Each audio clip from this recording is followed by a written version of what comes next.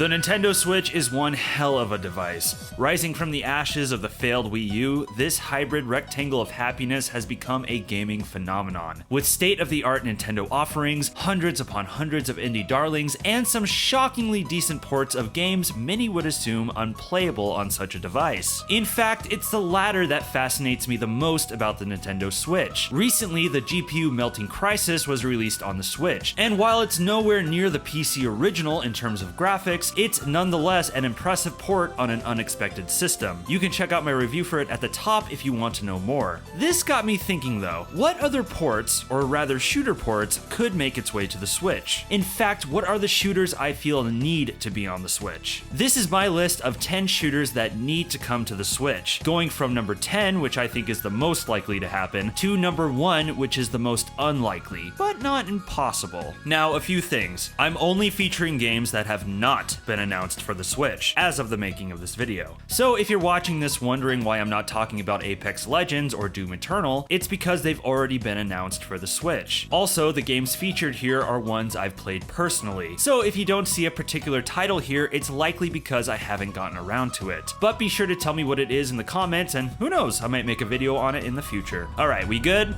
Great, let's begin. Okay, the first pick on this list is a big one we just need to get out of the way, because many of us have been wanting it, many of us have been asking for it, and frankly, if Nintendo doesn't make it happen, they're fools. I am, of course, talking about the Metroid Prime Trilogy.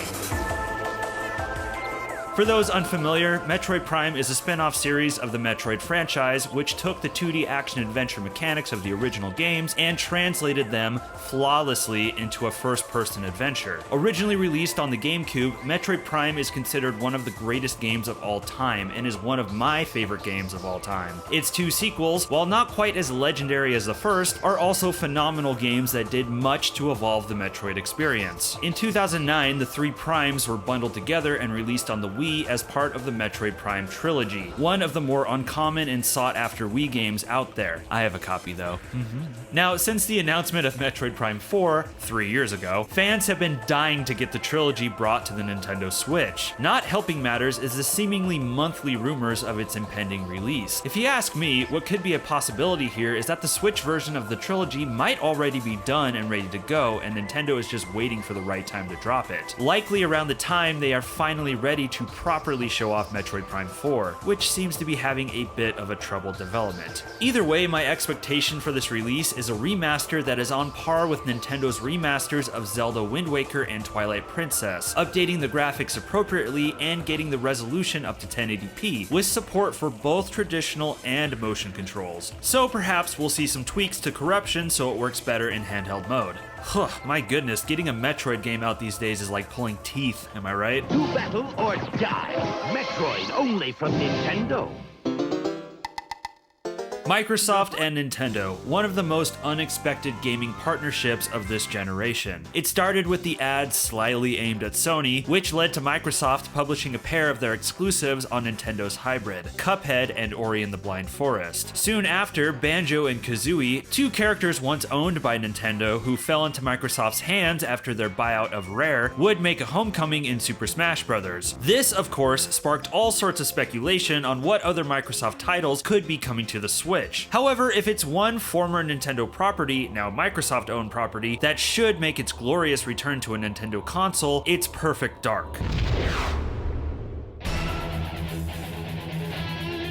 Originally released on the Nintendo 64, Perfect Dark was the spiritual successor to GoldenEye, taking the foundation of that game and improving just about every aspect of it. Perfect Dark featured an excellent and bizarre single-player campaign where you, Special Agent Joanna Dark, must unravel an alien conspiracy. But where the memories live for the 90s kids out there was in Perfect Dark's split-screen multiplayer, which remains just as fun today as it did back in 2000. In 2010, Perfect Dark was remastered for the Xbox 360, featuring updated graphics and better performance. That version is the one that should be brought to the Switch, either as a standalone title or as a part of the Switch version of Rare Replay, which it was featured in 2015. Perfect Dark is one of the best shooters ever made, and it deserves to be on the Switch so the younger generations get to experience the joy us crusty millennials had all those years ago. And who knows, maybe Perfect Dark on the Switch could open the doors to that cancelled GoldenEye remaster getting released. We can dream, right?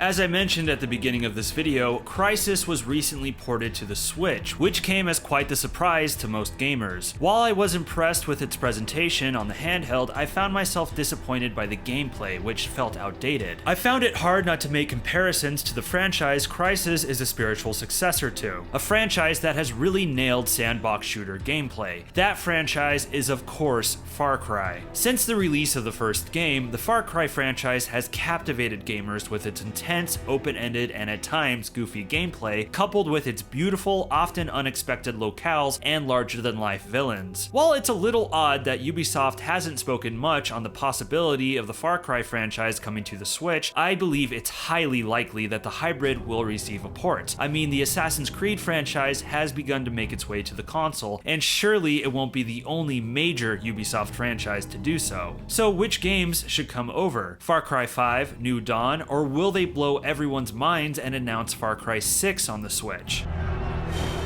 All of these are possible, but if you ask me, I think Ubisoft will start by bringing Far Cry 3 over first. Far Cry 3 is really where the series found its footing and remains a fan favorite to this day. I mean, who wouldn't love lounging in the park, playing handheld, getting some hunts done, or taking down a few enemy outposts? It would be a great fit for the system, and judging by the fact that the game is 8 years old now, I don't think it would have a hard time running on the Switch's hardware. Plus, they could bundle the game with Far Cry Blood Dragon, which would make many people happy. At the moment, the first-person shooter genre is going through a renaissance of classic-style boomer shooters, featuring the graphics and gameplay common of the 90s games that inspired them. Fueling the trend with guts and polygons is New Blood Interactive, a publisher who has proven they have their finger firmly on the pulse of all things old school with the excellent Amid Evil and Dusk, two games I like very much, and both with confirmed Switch ports coming in the near future. Check out my videos on these titles if you want to know more. Now, originally for this list, I wanted to talk about New Blood's early access title, Maximum Action, a balls-out action simulator that is a love letter to 80s and 90s action movies, as well as the Max Payne series with its bullet time gameplay. However, while writing this, I remembered that New Blood recently put out a sizable demo for another of their upcoming games. And let me just say, while Maximum Action absolutely should come to the Switch, this game is a more perfect shoo-in. New Blood's nickname for Ultra Kill is Devil May Quake, which is the perfect description for it, taking the mechanics and look of 90s shooters and mixing it with the stylish action and scoring system of Devil May Cry. I mean, the game's startup screen features the same classic Capcom warning, which tells you the devs' hearts are in the right place. This game is ridiculously fun. It's a sort of twisted sci-fi take on Dante's Inferno, thrusting you into room after room of ravenous enemies, tasking you to kill them in the craziest ways possible to get that SSS rating. In terms of a Switch port, the game is perfect to play in bursts. Perhaps while you are stuck on the train, you can try and top your high score in the first area. And while most shooters are best played with mouse and keyboard, there are aspects of Ultra Kill's control scheme that would be better suited to Joy-Con or Pro Controller. Now, obviously the game is just a demo, and there's always a chance the final product could be a total dud. But judging by what I've played so far, this is likely going to be another classic in the publisher's already stellar lineup. Cross your fingers that the ports of Dusk and Amid Evil are successful so we get this gem in our hands. Since the very beginning of the Switch, literally in its announcement video, one major third party who has given loads of support to Nintendo has been Bethesda. So far, Bethesda's track record on the Switch has been pretty strong. Skyrim for the Switch was a very good port, followed by a decent port of Wolfenstein 2, after which the company would pretty much bring the entire Doom franchise to the system, including an impressive port of Doom 2016. And Doom Eternal is coming. Eventually. Hopefully. Now, I apologize for bringing this up yet again, but one of the things that the recent Crysis port proved was that the Cry engine can actually hang on the Switch pretty decently, or at least acceptably. And wouldn't you know it, there happens to be one excellent Bethesda published game that is powered by Cry engine. No one has proclaimed Prey to be the greatest immersive sim of all time, but give it a few years. I'm sure the Kotaku article is coming. Prey throws you into a space station that has been attacked by a savage race of aliens that can mimic the environment around them. Prey gives the player total agency in how they play the game, whether they choose to kill everything, sneak by it, or turn themselves into coffee cups to get into hard-to-reach places. Seriously, this game is awesome. Prey on the go would be pretty fantastic, giving its hardcore fans the excuse to explore more of its secrets. I mean, even its roguelike DLC Moon Crash would work as a standalone title on the Switch. Now, naturally, all of this depends on whether or not Bethesda feels the franchise is strong enough to be ported over, and on if they have the resources or developer in mind to do it. I have to imagine a port like this would take a good clip of work. But who knows, a Switch port of Prey could open the door for more of Arcane's games to come to the handheld. I'll happily accept another excuse to play Dishonored. Earlier in this list, I mentioned Perfect Dark and GoldenEye. Ask any millennial if they've played these games, and I'm sure quite a few will happily say yes. However, ask them if they played the follow-up series to these games, and there's a good chance many of them will look at you confused.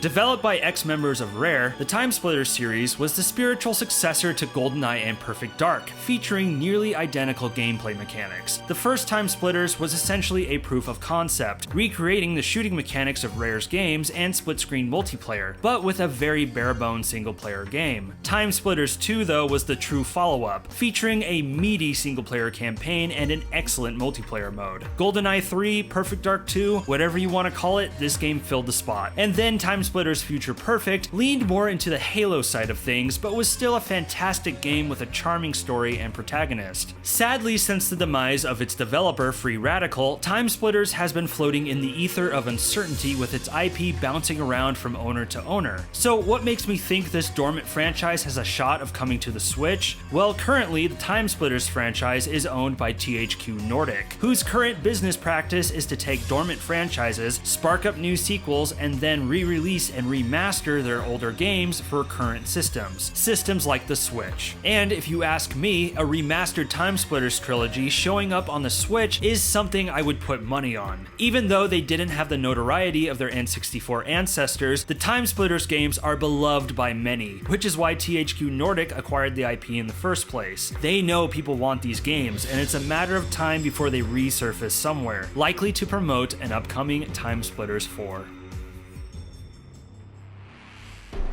Holiday 2016 was a notable one for gaming. In October, you had the release of the controversial Call of Duty Infinite Warfare, which took its series into the future. And then in November, you had the release of Battlefield 1, which took its series into the past. Now, the story here is not the rivalry of these two games, but rather the bystander in the wake of their launch. Protect the pilot. Titanfall 2 was originally released on October 28, 2016, right smack in the middle of Battlefield and Call of Duty, and to the shock of no one, it was a sales disappointment. For whatever reason, EA thought this game, which had very limited brand recognition in the first place, could stand toe-to-toe with the Call of Duty juggernaut and its own Battlefield franchise. It was a baffling blunder. What made this situation even worse was the fact that Titanfall 2 is an excellent game. If EA had just delayed the game to January or February, it could have had a better shot at success. Now, internet hyperbole might look at Titanfall 2 as a total failure, but in reality, while its sales were soft, the game in the long run was successful, and the franchise would survive in the Battle Royale avenue with Apex Legends, which has been very successful. And with Apex soon to make its Nintendo Switch debut, I see no reason why Titanfall 2 can't make the jump either. With Respawn presumably busy with more Apex content and hopefully a sequel to Jedi Fallen Order, it's likely EA would outsource a Titanfall 2 port to another studio. And it's hard to say if EA sees this as a worthy investment. The success of Apex makes it a no-brainer for the Switch, but Titanfall 2? Have the sales improved enough to warrant the risk? Well, considering there have been murmurs from both EA and Respawn about a possible Titanfall 3 coming, a Switch port of 2 could be seen as a good way to drum up awareness of the upcoming sequel, especially if marketed correctly to make it clear its connections to Apex Legends. I mean, a Switch release of Titanfall 2 could give the game the success it was robbed of back in 2016. Trust me.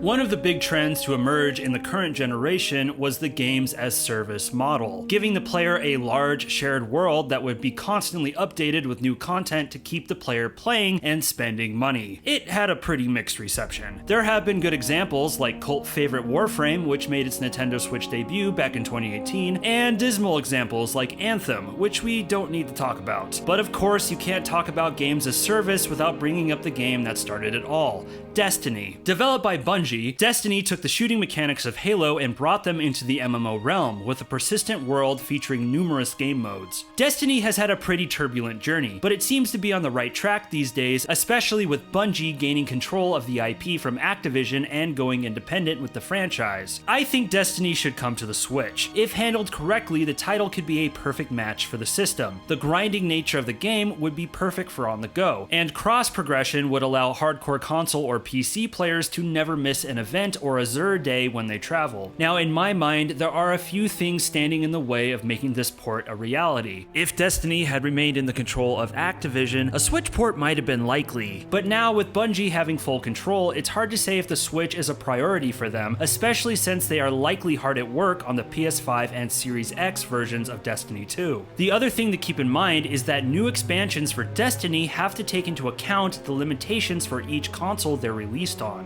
which can sometimes limit the scope of their development. This was an issue back when Destiny was still supported on the PS3 and 360. It could be speculated that Bungie does not want their future Destiny releases to be dictated by the limited power of the Switch. However, that's all my own speculation. Who knows, perhaps the Switch port is gearing up for release as we speak. I sure hope so. Also, there will be a ton of loot! Yeah, right?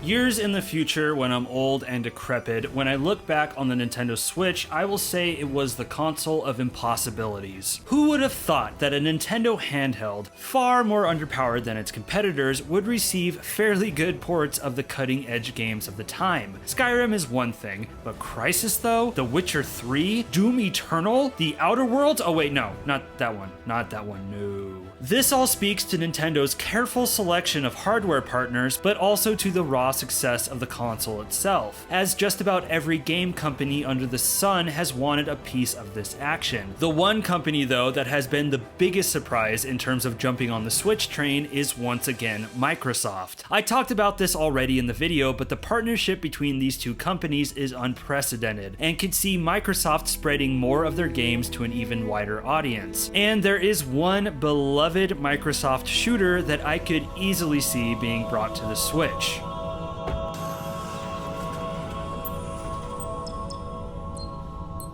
I mean, come on, the moment Cuphead came to the Switch, the first thing on many of our minds was, okay, when does Halo come? Or rather, when does the Master Chief Collection come? That's right, I'm not talking about just Combat Evolved Anniversary coming over, I'm talking about all the games from Reach to Halo 4. Now, before I dive into this, I will say there are a lot of reasons this might not happen. For starters, Cuphead and Ori, while popular games, are nowhere near the size and prominence of a franchise like Halo, and Microsoft has explained that going forward, their strategies for each of their franchises will be unique and perhaps less traditional for their benefit, with some being seen as better suited on all platforms, not just the Xbox or PC. We're seeing this come to be true with the surprise announcement of Cuphead on the PlayStation 4.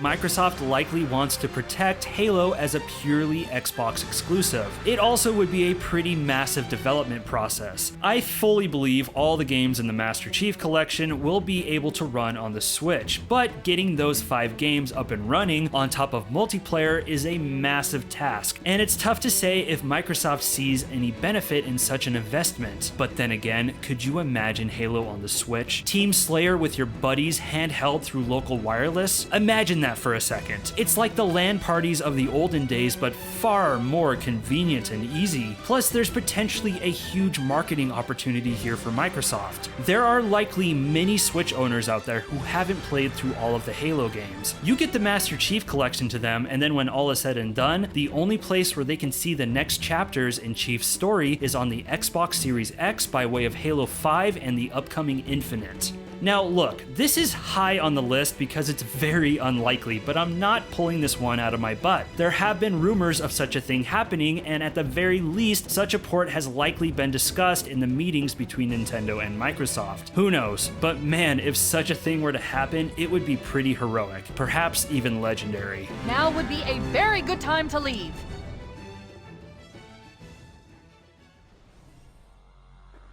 I debated pretty heavily on whether or not I even wanted to include my number one pick on this list at all, because any speculation about this particular franchise and its developer is basically a joke. An effort that has proven fruitless year after year after year. But then I remembered my theme of the Switch being a system of impossibilities, and realized that there's been enough crazy stuff to happen with this platform already that warrants a few trips into the seemingly laughable. And the way I see it, in a world where Deadly Premonition coming to the Switch followed by a sequel came true, well, anything is free game.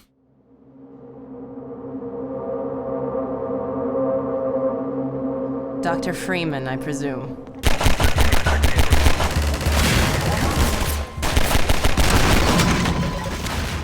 Yep, Half-Life 2, or rather all the Half-Lives as part of the Orange Box. See, Halo is at number 2 because no matter how crazy that port would be, there's a precedent for why something like that would happen. But with Half-Life, no one can get a handle on what is going on with that series in general, let alone fathom it on the Switch. I mean, Valve basically went radio silent on this franchise for over a decade until out of nowhere, they put out a VR title and seemingly hint at more titles to come. And will they? Who knows? I'm still waiting for Half-Life 2 Episode 3. Plus, we have no way of knowing how Valve feels about the Switch. There have been rumors of them attempting to develop for the console, specifically a cancelled Half-Life Tactics game. But outside of that, your guess is as good as mine. So why do I think Half-Life needs to be on the Switch? Well, that's simple, because the Half-Life franchise remains one of the most important and influential FPS series of all time that could find a new generation of fans on the Switch. It's a straightforward reason, but if you consider how the Switch has already exposed many to some of gaming's biggest and best shooter classics, it honestly seems strange that Half-Life is nowhere to be found. If I had my dream scenario, I'd release a new version of the Orange Box featuring Half-Life 1 and 2, the episodes Portal 1 and 2, Team Fortress, and screw it, Counter-Strike, why not? Maybe even the fan-made Black Mesa has a shot. I wouldn't mind seeing that. It would be amazing to get updated versions of all these games and have them on the go. It may seem outlandish, but so did The Witcher 3, and yet somehow that happened. There could be someone sitting in Valve test playing a Switch version of Half-Life 2 right now. I guess we'll just have to wait and see.